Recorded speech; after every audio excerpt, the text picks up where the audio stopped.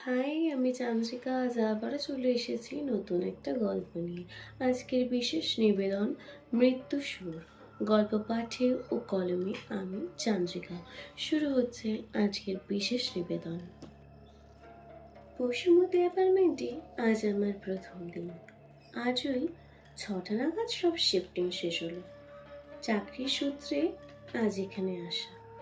একটা প্রাইভেট কোম্পানিতে জব পেয়েছি, তাই নিজের বাসস্থান ছেড়ে আজ এখানে আসতে হলো। বেশ কয়েকদিন তো ভালোই কাটছিল, কিন্তু বুধবার রাত থেকে একটা অদ্ভুত জিনিস হতে শুরু করলো আমার সাথে। বাড়ির পূর্বের জানালাটা পাশের বাড়ির জানালার একদম মুখোমুখি। আমি ওই দিক থেকে খালি একটা শীষের আওয়াজ শুনতে পেতাম। যত রাত বাড়ত, শীষ যেন আরো বেড়ে যেত। মনে হতো কেউ খুব সন্তর্পণে একটা শীষ বাজিয়েই চলেছে। কি অদ্ভুত ব্যাপার! প্রথম প্রথম আমি এই ব্যাপারটা ইগনোর করে যেতাম, কিন্তু যতদিন বাড়তে থাকলো তত আওয়াজটা বাড়তেই থাকলো। রাতে শান্তিতে ঘুমানো অবধি যেত না। এরপর যখন আমি মালিককে বললাম, উনি আমাকে বললেন ওইসব নাকি আমার মনের ভুল। আমি ওইদিকে জানালা ওই দিনের পর থেকে আর খুলতামই না। কিন্তু একদিন এত জোরে শিশির আওয়াজ কানে আসছিল, আমি ভাবলাম যদি জানালার কাছে কি কাউকে একবার দেখতে পাই, বলবো খনি একটু আস্তে বাজাও।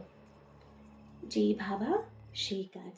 আমি জানালা খুলে যেই ওই বাড়ির দিকে তাকালাম, তখন দেখলাম একটা মেয়ের অবয়ব। সঠিক কোনো দেহ আমার চোখে পড়লো না। অনেকবার দেখার চেষ্টা করেও যখন দেখতে পেলাম না, তখন আমি জানালা বন্ধ করতেই যাচ্ছিলাম, কিন্তু তখনই মনে হলো কি যেন আমাকে দেখছে। আমি তাকাতেই দেখলাম একটা ছোট্ট বাচ্চা মেয়ে, ওই 13-14 বছর বয়স হবে হয়তো, আমার দিকে তাকিয়ে রয়েছে। আমি তাকে জিজ্ঞাসা করলাম, তুমি কি সেচ দিচ্ছিলে? দেখলাম কোনো উত্তর এলো না, কেবল অপলক দৃষ্টিতে আমার দিকে তাকিয়ে রয়েছে। আমি তারপর কিছু না বলে জানালা বন্ধ করে দিয়ে শুয়ে পড়লাম। বেশ কিছুদিন চলে গেল। এরপর আমি ওই মেয়েটাকে আবারও দেখতে পেলাম। কেন জানি না, আমার মনে হচ্ছিল মেয়েটা আমাকে কিছু বলতে চায়, কিন্তু ঠিক কি বলতে চায় সেটা আমার জানা ছিল না। একদিন আমি যা দেখলাম তাতে আমার গা শিহরিত হয়ে গেল। আমি একদিন রাত্রে জানালা বন্ধ করতে গিয়ে দেখি ওই মেয়েটা আমার ঘরের দিকে তাকিয়ে দাঁড়িয়ে আছে। হালকা আলোতে তার মুখটা স্পষ্ট বোঝা যাচ্ছিল সেই দিন। আমি দেখলাম মেয়েটার চোখগুলো বেশ বড় বড়, মুখের একটা প্রান্ত কেমন যেন একটা, ঠোঁটটা এ প্রান্ত থেকে ওই প্রান্ত কাটা, তার উপর যেন কেউ সেলাই করে দিয়েছে। কিন্তু একটা সুন্দর শীষের রিদম বাজছিল। আমি ভাবলাম মেয়েটা তো কথা বলতে পারে না, তাহলে শীষটা কে দিচ্ছিল? আমি ভয়ে আঁতকে উঠলাম। এরপর থেকে আমি প্রায় দিনই ওই মেয়েটাকে স্বপ্নে দেখতে পেতাম। মনে হতো যেন ও আমাকে কিছু বলতে চায়। আমি আমার একজন অফিসের কলিগের সাথে এই বিষয়টা আলোচনা করতে শুরু করলাম। কি বিষয়, কেন এরকম হচ্ছে আমার সাথে, তা জানাটা আমার খুব দরকার ছিল। কারণ আমি তো এখানে আর কাউকে চিনি না। আদিত্যকে যখন আমি বললাম ওই বাড়িটার কথা, তখন ওর মুখটা কেমন যেন শুকিয়ে গেল। আমি জোরাজুরি করতেই ও বলল, ওই বাড়িতে কেউ থাকে না, তুই যাকে দেখেছিস সে কোনো মানুষ নয়, বরং একটা আত্মা। আদিত্যর মুখ থেকে এই কথাটা শোনার পর আমার গায়ে কাঁটা দিয়ে উঠল। আমার প্রথমে বিশ্বাসই হয়নি আমি যার সাথে কথা বলেছি, আমি যাকে দেখেছি, সে আসলে কোনো মানুষ নয়, সে একটা আত্মা। তারপর আদিত্য আমাকে বলল যে ওই বাড়িতে দুটো মেয়ে ও তার মা থাকতো। ছোট মেয়েটা একটু অস্বাভাবিক ধরনের ছিল, তাকে দেখতে সুন্দর ছিল না, তাই সে সুন্দরী হওয়ার চেষ্টা করত, নিজের ক্ষতি করে নিজের হাত মুখ কেটে নিজেকে সুন্দর করার চেষ্টা করত। লোকের মুখে শোনা যায় ওকে নাকি আটকে অবধি রাখা হয়েছিল, কিন্তু শেষ রক্ষা হয়নি। বড় মেয়ে আর তার মা তাকে প্রায় একই রকম দেখতে। মাটাও নাকি কিছুদিন বাদে গায়ে আগুন দেয় মেয়ের শোকে। বড় মেয়ে তারপর ওই বাড়ি ছেড়ে অন্য ফ্ল্যাটে শিফট করে যায়। ওই বাড়িতে ভূতের উপদ্রব আছে, এটা অনেক কেউই জানতো। আমি বললাম, বড় মেয়ের সাথে একবার কথা বলা যায় না? আমাকে ওদের বাড়িটা দেখাতো। আমি তারপর দিশা অ্যাপার্টমেন্টের 3C ফ্ল্যাটে গেলাম। প্রথমে অনেকবার কলিং বেল টিপেছিলাম ঠিকই, কিন্তু কেউ দরজা খুলছিল না। তারপর দেখি একজন মাঝবয়স্ক ভদ্রমহিলা বেরিয়ে এলো। আমি বললাম, রুমি ম্যাডাম আছেন? মহিলাটি কিছুক্ষণ ভেবে বললেন, হ্যাঁ ভিতরে আছে। কেন, কি দরকার? আমাকে বলতে পারেন। আমি বললাম, ওনাকেই দরকার, বললে ওনাকেই বলবো। পাশের পাড়ে ওনাদের যে বাড়িটা আছে না, ওটা নিয়ে একটু কথা ছিল।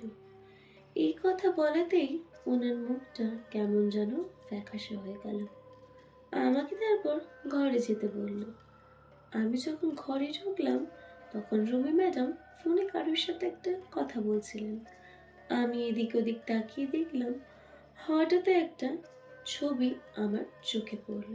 ওই ফ্যামিলি ফটো হবে হয়তো, 3জন মেয়ে ও একজন ছেলে। দুজন মেয়েকে প্রায় একই রকম দেখতে। অপর প্রান্তে কতগুলো গানের বই দেখতে পেলাম। বুঝলাম এই বাড়িতে গান বাজনার ভালোই চর্চা ছিল। ইতিমধ্যে রুমি ম্যাডাম আমার সামনে এসে হাজির হয়েছে। ওনার সাথে অনেকক্ষণ কথোপকথনের পর কিছু তথ্য আমার সামনে এলো।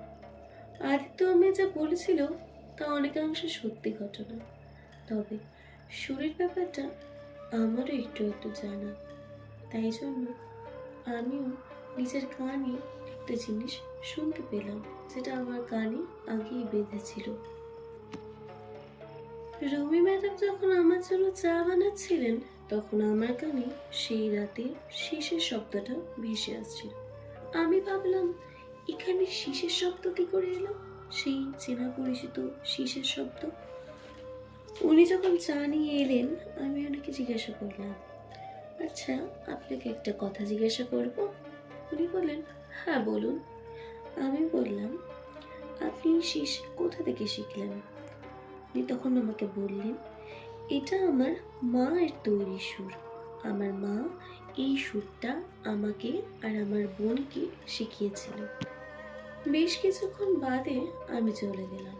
সেই দিন ভালোভাবে কেটে গেছিল আমার। পরের দিন 3 মাথার মোড়ে রুমি ম্যাডামের বাড়ির কাজের লোককে দেখতে পেলাম। উনি আমাকে ইগনোর করে চলে যেতে চাইলে আমি ওনাকে ডেকে দাঁড় করালাম ওই ম্যাডামের বাড়ির ব্যাপারে জানার জন্য। জিজ্ঞাসাবাদ করতে উনি আমাকে বললেন, ও ম্যাডামের বাড়িতে সমস্যা আছে বাবু, কেমন যেন একটা চিৎকার করে মাঝে মাঝে, আপনি ওই বাড়িতে যাবেন নি গো। আরও কিছু বলে উনি চলে গেল। আদিত্যকে আমি সব ইনফরমেশন জোগাড় করতে বললাম ওই বাড়ির সম্পর্কে। সত্যটা আমাকে জানতেই হবে, কারণ আমি এর সাথে এখন ওতপ্রোতভাবে জড়িয়ে গেছি। সেই দিন রাতে এক অদ্ভুত ঘটনা ঘটে গেল আমার সাথে। ওই পূব দিকের জানালাটা আজ আবার ওই মেয়েটা, কিন্তু আজ আরও একটা অবয়ব, তা আমার অপরিচিত। আমার কেমন যেন গায়ে কাটা দিয়ে উঠল। তাও আমি সাহস নিয়ে এগিয়ে গেলাম জানালার দিকে। জিজ্ঞাসা করলাম, তোমরা কি চাও আমার থেকে? সেই নতুন অবয়বটি আমাকে বলল, রুমি রুমি রুমি।